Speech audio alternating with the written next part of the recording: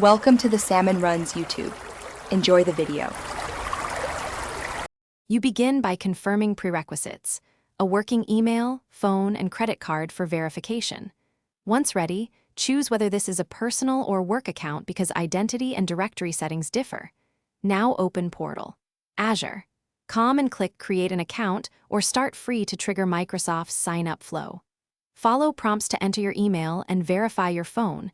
These steps establish your identity and link contact methods. Make sure to keep verification codes handy and use a secure network while submitting personal details.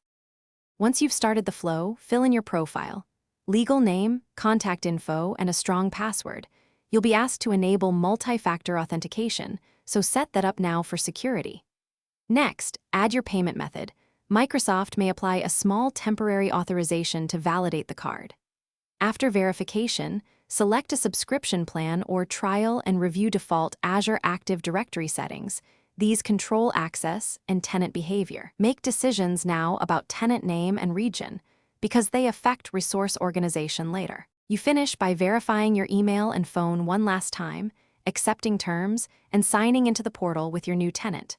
Once inside, create billing alerts and configure role-based access control so costs and permissions are managed from day one. Make sure subscription details and payment info display correctly. If something goes wrong, like a failed verification, contact your card issuer about authorization blocks. Confirm your phone number format with country code, or retry using a different browser or private window to clear cached errors. Thanks for watching. Consider subscribing if we helped you.